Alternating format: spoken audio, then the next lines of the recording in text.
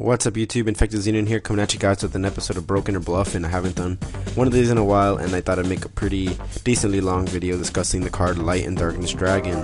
So yeah, this card is amazing. It is like what makes Frog Monarchs currently. I do want to say that I will be discussing trivia, rulings, and appearances of the card found on Yu-Gi-Oh! Wikia. Just thought I'd bring you guys that information. I'm not going to take credit for it. I just thought I'd discuss it and then discuss each individually maybe. So first we'll get on with the card. It's a light, level 8, 2800 attack, 2400 defense, and its effect reads cannot be special summoned. While this card is face up on the field, this card is also treated as the dark attribute. Once per chain, during either player's turn, when a spell card, trap card, or monster effect is activated, this card loses exactly 500 attack and defense. That activation is negated. That means it's mandatory, like you have to negate the first thing. So when this card is destroyed and sent to the graveyard, target one monster in your graveyard, if possible. Destroy all cards you control, also special summon that monster, if any. So pretty much what that means is when it gets destroyed and you have, let's say, a Caius in graveyard, you destroy everything on your field and special summon the Caius. So you nuke your entire field and bring it back. And that is pretty cool though, because he dies and he resurrects another monster, which is insane. This card requires 2 tributes and you cannot bring it out any other way. Except 2 tributes, but it's so easy in Frog Monarchs, like honestly, it's ridiculous.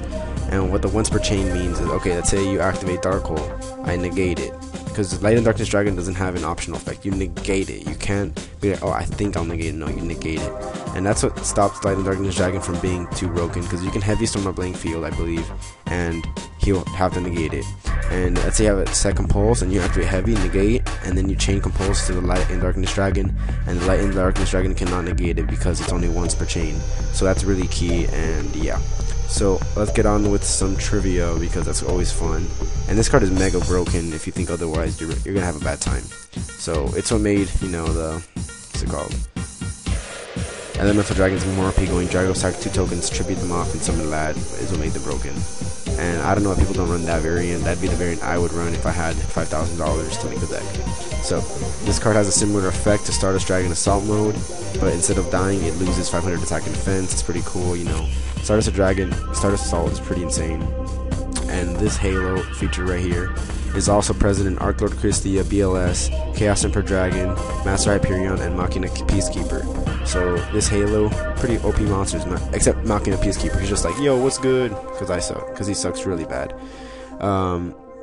He's also in the card artwork of Guidance of Light and Dark. So let's search that up and let's verify that. Guidance of Light and Dark.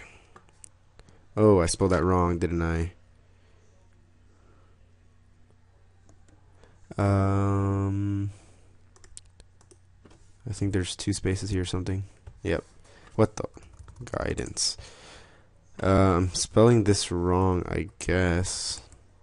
Okay, it's not on here, but you can search up Guidance of Light and Dark in your own damn time. And there's actually light, and there's the only light version and the only dark version of it, which I did not know, which are Light and Dragon and Dark and Dragon. What the freak, man? Like, my search bar isn't working now. Oh, no wonder. My Hispanic end is coming here. Light and Dragon. This is the light version of Lad, whereas this would be the dark version of Lad, which is really cool because I never noticed. But yeah, it's pretty monster. It has a water and fire counterpart, also known as Frost and Flame Dragon, which is this guy right here. And there's also a Wind and Earth one called Desert Twister.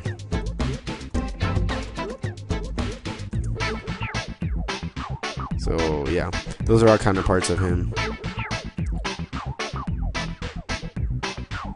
Okay, and Dark Highlander and this card are the only ones to have 2800 attack from a rival, because this apparently is Chaz's spirit monster, something like that.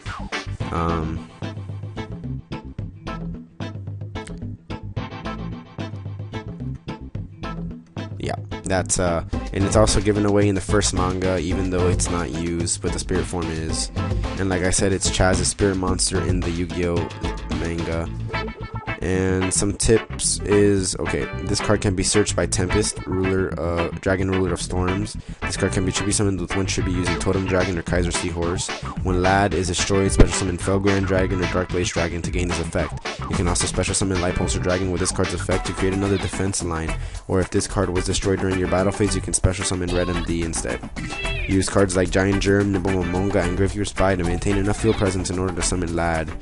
Which is stupid because you can just go Frogs, having Treeborn and Spanish and Rodentodon, but indestructible monsters such as Spirit Reaper and Jelendu will also appropriate for this card's tribute. You can use Mausoleum of the Emperor to get this card quickly out with no tributes, which is pretty cool. You can use Photon Sanctuary, which is awesome. Flipping Lad face down with Book of Moon rolls out in attack points.